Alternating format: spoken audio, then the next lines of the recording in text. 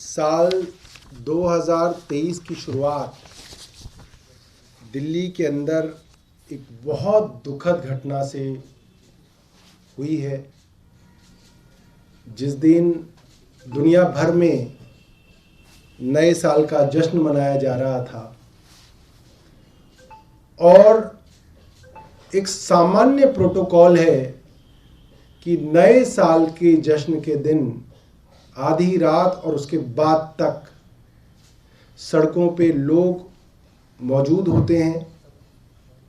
जगह जगह पुलिस की बैरिकेडिंग लगना एक सामान्य प्रोटोकॉल है। जगह जगह पे चेक पोस्ट पे लोगों की शिनाख्त करना, कोई ड्रिंक एंड ड्राइविंग कर रहा है, शराब पी के गाड़ी चला रहा है, कोई भी इस तरीके की सस्पिशियस एक्टिविटी हो रही है, ये पुलिस का एक बहुत ही साधारण प्रोटोकॉल है कि वो 31 दिसंबर की रात को होता है। ऐसी रात को दिल्ली पुलिस को रात को करीब 3:22 पे, जो कि ये दिल्ली पुलिस का खुद का रिकॉर्ड है, एक दुकानदार जो हलवाई का काम करता है वो फोन करके बताता है कि साहब एक बोलेरो गाड़ी ग्रे कलर की जा रही है जिसके अंदर नग्न अवस्था के अंदर एक लड़की फंसी हुई है और वो गाड़ी 20 से 30 की स्पीड पे चल रही है। इसको आप देखें, 3:23 की बात है रात की, और वो आदमी उस गाड़ी का पीछा खुद करता है। 22 बार पुलिस को फोन करता है, 22 बार, और पुलिस उस गाड़ी को नहीं पकड़ पाती है। वो आदमी लगातार उस गाड़ी का पीछा कर रहा है, वो गाड़ी वहीं उस इलाके में घूम रही है, आगे जाती है, यू टर्न लेके फिर आती है, फिर आगे से फिर यू टर्न लेके फिर आती है। पुलिस उनको रंगे हाथों नहीं पकड़ पाती। 4:11 पर जब कॉल आती है कि साहब एक जगह लाश पड़ी है, एक लड़की की नग्न अवस्था में है, तो पुलिस उस लाश को बरामद करने पहुंचती है।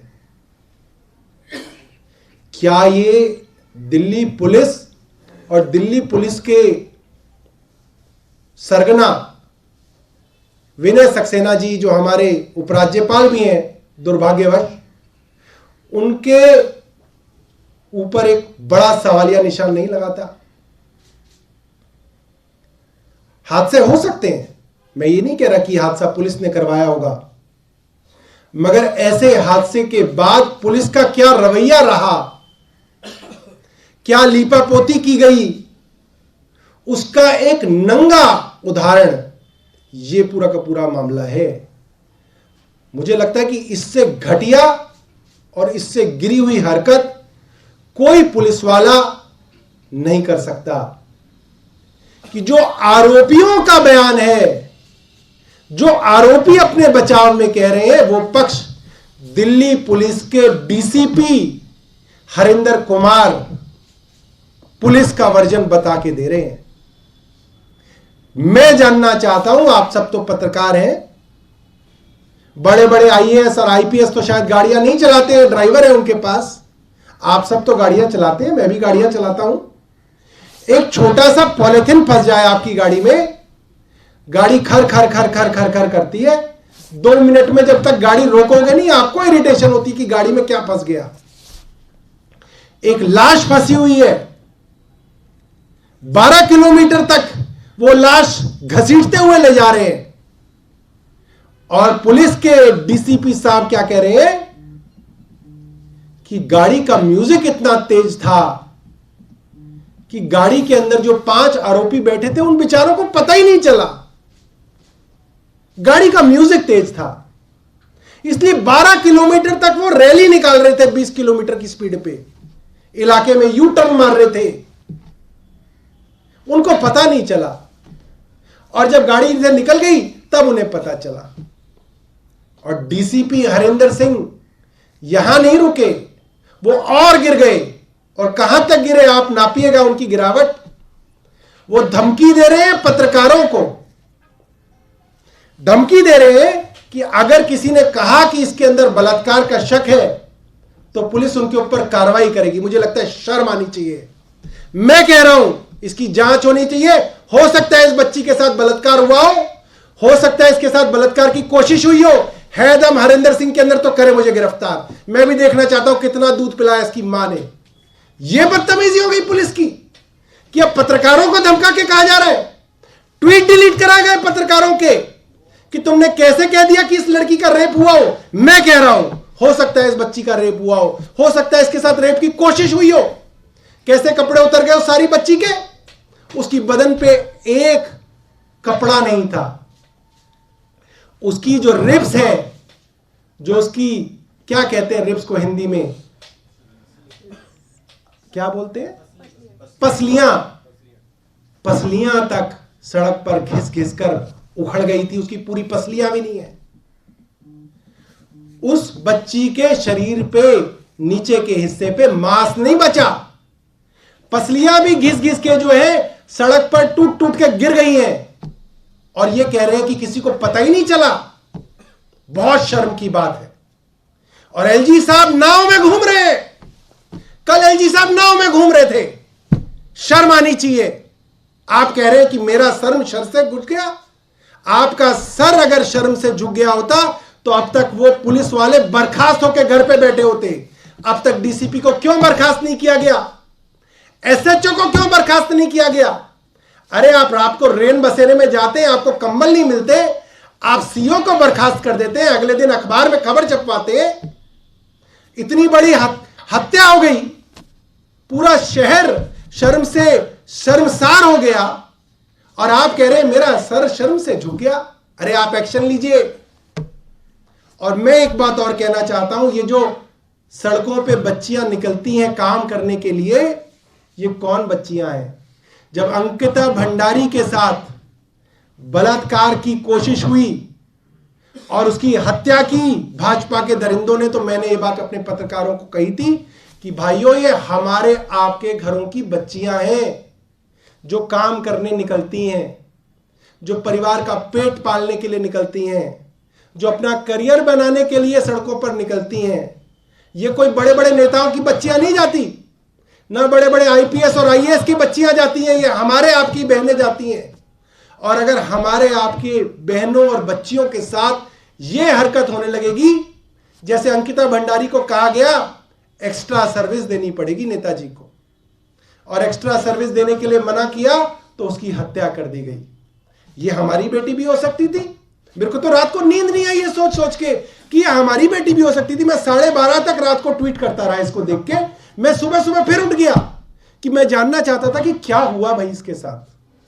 और देखिए एलजी साहब कह रहे हैं कि मेरा सर जो है शर्म से झुक गया। मुझे लगता है एलजी साहब को बर्खास्त करना चाहिए।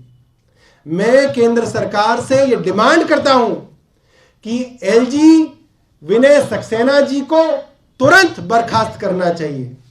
कैसे कैसे लोगों के हाथ में हमने पूरी की पूरी व्यवस्था दे दी। इनको कोई दिल्ली का कोई आइडिया नहीं, ये दिल्ली में कभी रहे नहीं, इनको दिल्ली के बारे में कुछ पता नहीं। इनको मैं अगर छोड़ दूं सुल्तानपुरी में तो इनको यह नहीं पता कि किस दिशा में नजफगढ़ है। ये तो ये भी नहीं जानते कि ईस्ट जाना है या वेस्ट जाना है। और ऐसे ही कमिश्नर है, कमिश्नर ला के थोप दिए जाते हैं दिल्ली के ऊपर। क्या दिल्ली का पुलिस कैडर इतना निकम्मा है, इतना नालायक है कि पहले आप गुजरात कैडर से अफसर ले आए, अब आप किसी दूसरे तमिलनाडु कैडर से अफसर ले आए? बहुत शर्म की बात है। पूरी की पूरी केंद्र सरकार दिल्ली को बर्बाद करने के अंदर लगी हुई है।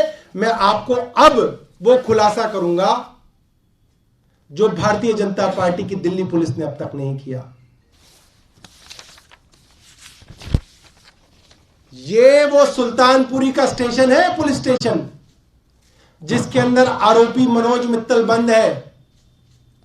और अब तक दिल्ली पुलिस और एलजी साहब की नींद नहीं खुली। उन्होंने यह नहीं बताया कि इस केस के अंदर लीपापोती क्यों की जा रही है, उस बच्ची को इंसाफ क्यों नहीं मिल रहा। क्योंकि इस पुलिस स्टेशन के बाहर जिस दरिंदे का होर्डिंग लगा हुआ है, आप देख सकते हैं, उसके ऊपर लिखा हुआ है मनोज मित्तल, जो कि आरोपी नंबर 5 है और इसी थाने के अंदर बंद है। और दिल्ली पुलिस के किसी अफसर ने और एलजी विनय सक्सेना ने आज तक ये बताने की हिम्मत नहीं की कि यह आदमी भारतीय जनता पार्टी का अध्यक्ष है, इनके मंडल का सह संयोजक है और इसके होर्डिंग उसी पुलिस थाने के बाहर लगे हुए हैं जहां पे वो आदमी, वो दरिंदा, वो खूनी, वो बंद है। ये है उसका होर्डिंग और ये है उसका उस दैत्य का चेहरा। देखिए, अब तक इस केस में लीपापोती क्यों की जा रही है? क्योंकि एलजी साहब को मालूम है कि भारतीय जनता पार्टी के कार्यकर्ता और नेता इसके अंदर सम्मिलित हैं। और मैं दावे के साथ कह रहा हूं, आप उन आरोपियों की कॉल डिटेल निकलवाइए और मैं चैलेंज करता हूं विनय सक्सेना जी को कि उनकी कॉल डिटेल रिपोर्ट निकाल के वो पब्लिक करें। अगर है उनके अंदर हिम्मत, वो आरोपी लगातार पुलिस के अफसरों और भारतीय जनता पार्टी के नेताओं के संपर्क में थे और चश्मदीद गवाह पौने घंटे तक उस गाड़ी के पीछे पीछे गाड़ी चलाता रहा। 3 पीसीआर वैन रास्ते में आई, 3 पीसीआर वैन। उन्होंने इशारे से दिखाया कि देखो ये लाश जा रही है। किसी पीसीआर वैन की हिम्मत नहीं हुई कि उस गाड़ी को रोक के उस लाश को बाहर निकाल सके। अभी पता चल जाए कि सौरभ भारद्वाज के ऊपर उसका कोई पड़ोसी कंप्लेंट कर रहा है तो डीसीपी साहब खुद पहुंच जाएंगे गवाही लेने। यह हालत है। और एक जोमेटो का डिलीवरी बॉय, क्या होता है वो बेचारा, वैसे ही डरा डरा घूमता है, गरीब आदमी। वो बता रहा है पुलिस वालों को कि ऐसा ऐसा हुआ और पुलिस वाले कह रहे हैं छोड़ दे। इसका मतलब पूरे षड्यंत्र का जो हिस्सा था वो वहां पे मौजूद एक एक पुलिस वाला, एक एक चेक पोस्ट और एक एक पीसीआर वाला था। और ये किसी एसएचओ की औकात नहीं है कि वो इतने सारे थाने मैनेज कर ले, इतनी सारी पुलिस पोस्ट मैनेज कर ले, इतनी सारी पीसीआर वैन मैनेज कर ले। ये तो उपराज्यपाल महोदय के लेवल का ही मामला लगता है। उपराज्यपाल महोदय, शर्म नहीं कीजिए। आपके सर को शर्म से झुकाने में दिल्ली का कोई फायदा नहीं है।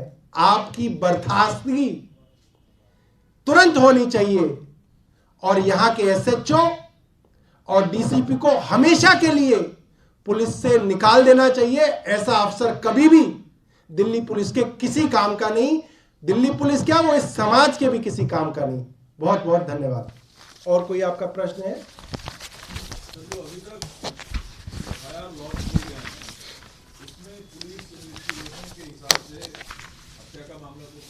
देखिए, एफआईआर जो है वो तो ऐसी बनाई गई है जैसे जो आरोपी होते हैं उनका वकील बताए ना कि साहब एक काम कीजिएगा, इस सेक्शन में दर्ज कर देना, तो हमारे लिए आसानी हो जाएगी।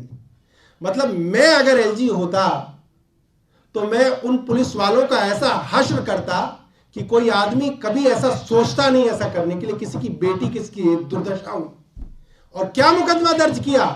304A। 304 हुए होता है डेथ ड्यू टू नेग्लिजेंस।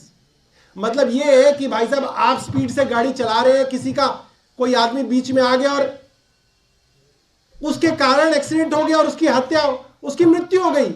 इसको कहते हैं जो सबसे हल्की धारा किसी की मृत्यु पे लगाई जा सकती है वो है 304A, जिसकी बेल थाने से ही हो जाती है।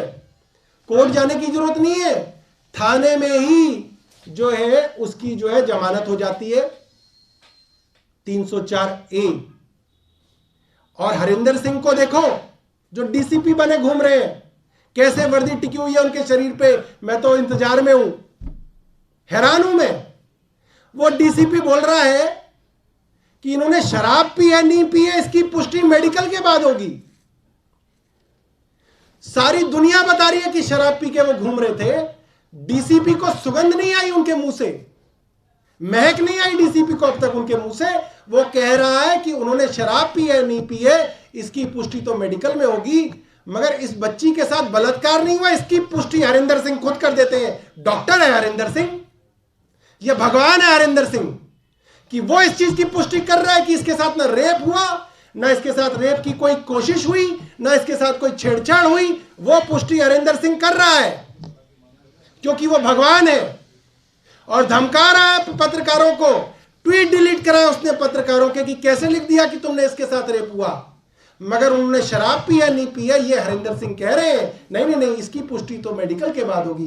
बहुत घटिया और शर्मसार करने वाली ये घटना है और इसकी जितनी निंदा की जा सके उतनी कम है। लीपापोती की कोशिश पहले मिनट से शुरू हो गई और जिस तरीके से जिन धाराओं के अंदर इस मुकदमे को दर्ज किया गया, मैं शाम से लिख रहा हूं और कई अखबारों के अंदर तो एक्सपर्ट्स ने कहा कि ये बहुत घटिया काम है और सीधा सीधा आरोपियों को बचाने की कोशिश में दिल्ली पुलिस लगी हुई है। एक सीसीटीवी और सामने आई है जिसमें ये दिख रहा है कि वो गाड़ी 2 बजे एक्सीडेंट स्पॉट से 100 मीटर की दूरी पर खड़ी थी और 3 बजे दोबारा उस लोकेशन पे पहुंची और उसके पीछे कोई गाड़ी थी जो डीपर दे रही थी। तो कहीं ना कहीं सोची समझी साजिश भी हो सकती है क्योंकि अब एक के बाद एक सीसीटीवी सामने आ रहे हैं। देखिए, मैं तो ये कह रहा हूं इसके अंदर बहुत बड़ी साजिश है। भाई, आप पत्रकार हैं, आप लोग क्राइम रिपोर्ट करते आए हैं, आपने कौन सा क्राइम अब तक देखा जिसमें कोई गाड़ी के नीचे फंस गया हो और उसके सारे कपड़े खत्म हो जाए?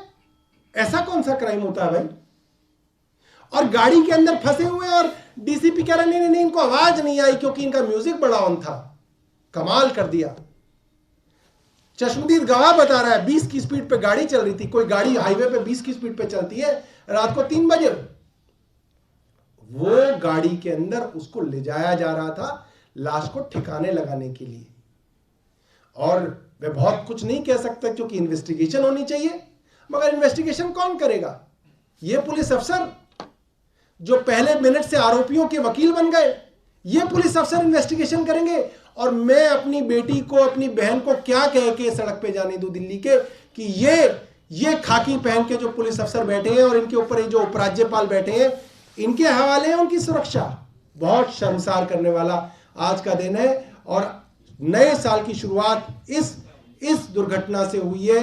मेरे को बहुत इस चीज का जो है दुख है। मैं आप सब लोगों से, जो हमारे रिपोर्टर्स हैं, उनसे ये आपसे रिक्वेस्ट करूंगा कि इस केस की आप हर परत में जाइए। इसके अंदर आप ही लोगों से थोड़ी उम्मीद है कि आप ही कुछ सच निकाल के लेके आएंगे और आप ही जैसे पत्रकारों ने इस तरीके की वीडियोस हमारे लोगों तक पहुंचाई। और वो जो बेचारे मिठाई की दुकान का काम करता है, वो आदमी जो कहता है मैं हलवाई की दुकान है मेरी, मुझे लगता है ऐसे लोगों को तो 26 जनवरी पे वीरता का पुरस्कार दिया जाना चाहिए कि 5 लोगों के पीछे पीछे उसने 1 घंटे तक अपनी गाड़ी लगाए रखी, 22 फोन कॉल उसने पुलिस को करी, एक बच्ची को इंसाफ दिलाने के लिए जिसका उससे कोई लेना देना नहीं था। और जो दूसरा जोमेटो वाला है उसको बुला के पुलिस धमका रही है अभी थाने में। ये हालत है हमारी पुलिस की। देखिए, एलजी से हमारी कोई डिमांड नहीं है क्योंकि एलजी के संरक्षण के अंदर तो पुलिस इस तरह की चीज हुई है। ये तो एलजी साहब का तो संरक्षण है उनको। हम तो केंद्र से डिमांड करेंगे कि एलजी साहब को बर्खास्त किया जाए। बीजेपी की तरफ से लगातार कोई भी छोटी मोटी घटना दिल्ली में होती बयान आता, लेकिन अभी तक एक भी बयान नहीं आया। देखिए, बड़ी शर्म की बात है, एक दिल्ली के अंदर एक प्लेयर का मामला हुआ था। यूपी सरकार की तरफ से वो प्लेयर खेलती थी, यूपी की तरफ से रिवॉर्ड दे दिया गया और कह रहे थे दिल्ली ने क्यों नहीं दिया। और मनोज तिवारी राखी बंधवाने गए थे उस खिलाड़ी से और पूरी बीजेपी उतरी हुई थी ट्विटर पे कि अरे खिलाड़ी का अपमान कर दिया। आज एक खिलाड़ी और कोच के साथ बलात्कार करने की कोशिश भारतीय जनता पार्टी के हरियाणा के मंत्री ने की। भारतीय जनता पार्टी के मुंह में दही जमी हुई है। मैं जानना चाहता हूं देश की उन खिलाड़ियों से जिनके नाम पे दंगल फिल्म बनी थी, जो आज भारतीय जनता पार्टी का झंडा उठाए घूम रही हैं, उनसे एक ट्वीट नहीं हुआ अपनी बहन के लिए। उस कोच के ऊपर दबाव बनाया गया महीनों से कि मंत्री के खिलाफ शिकायत मत कर देना। पुलिस ने दबाव बनाया, मंत्रालय ने दबाव बनाया और आज उसने कंप्लेंट की है तो अब तक उस मंत्री को बर्खास्त नहीं किया गया। मंत्री संदीप सिंह मौजूद हैं। यह घटना हो गई, भारतीय जनता पार्टी चुप घूम रही है, कहीं किसी को पता ना चल जाए कि हमारा नेता इस पूरे कांड के अंदर शामिल है। मुझे शर्म आती है यह कहते हुए कि भारतीय जनता पार्टी के अधीन इस दिल्ली की सुरक्षा व्यवस्था है। इस भारतीय जनता पार्टी द्वारा लगाए हुए एलजी नाव में घूम रहे हैं, जब उनको उस वक्त उस बच्ची के घर या उस पुलिस थाने में होना चाहिए था। रात को 11 बजे हमारे ट्वीट के बाद शर्म से सर झुकाने से काम नहीं चलेगा। एलजी साहब, आपने अब तक उन अफसरों को बर्खास्त तक नहीं किया। आप छोटी छोटी बातों पे लंबी लंबी चिट्ठियां लिख के मीडिया को देते हैं, अभी तक आपसे कुछ हो नहीं पाया है और हमें कोई उम्मीद भी नहीं है कि एलजी साहब इसके अंदर कुछ करेंगे, क्योंकि भारतीय जनता पार्टी का मामला है, उनकी अपनी पार्टी का मामला है, कैसे कुछ कर देंगे। बहुत शर्म की बात है। ये सवाल है कि had it been any other state, we have usually seen a crackdown on the respective SHO or the in charge police officials of the area. अभी तक कुछ नहीं हुआ है दिल्ली में। आप ये बताइए, मैं एलजी हूं मान लीजिए, और मैंने ही डीसीपी को बोला कि इसके अंदर एक्शन नहीं होना चाहिए क्योंकि ये लोग भारतीय जनता पार्टी के हैं, इसके अंदर कमजोर धाराओं के अंदर एफआईआर होनी चाहिए क्योंकि ये लोग भारतीय जनता पार्टी के हैं। भाई पुलिस किसके अंदर आती है? एलजी साहब के अंदर आती है ना। और अगर वो भारतीय जनता पार्टी को बचाने की कोशिश कर रहे हैं तो एलजी साहब उनके ऊपर एक्शन लेंगे या शाबाशी देंगे? इसीलिए तो अब तक एक्शन नहीं हुआ। अब तक तो वर्दी उतार के उन अफसरों को घर बिठा देना चाहिए था। एक्शन नहीं होगा क्योंकि वो लोग भारतीय जनता पार्टी के नेताओं को बचाने की कोशिश कर रहे हैं और एलजी साहब भी यही चाहते हैं कि भारतीय जनता पार्टी के नेताओं को बचाया जाए। शर्म से सर झुकाने को कोई एक्शन नहीं कहा जाता। एक्शन दिखता अब तक कोई और राज्य होता तो अब तक पुलिस कमिश्नर की नौकरी जा चुकी होती। और मैं दोबारा कह रहा हूं, यह मामला यह नहीं है कि क्राइम हो गया, क्राइम तो कई जगह हो सकता है। और मैं मानता हूं कि बहुत सारे अफसर दिल्ली पुलिस के कैडर के बहुत शानदार अफसर हैं जो इस तरीके के क्राइम को रोकने में सक्षम होते हैं, मगर जहां पे क्राइम हुआ और क्राइम के ऊपर लीपापोती की बात हो, वहां पे दिल्ली पुलिस के अफसरों को खटकरे में खड़ा करना चाहिए और सख्त से सख्त सजा देनी चाहिए।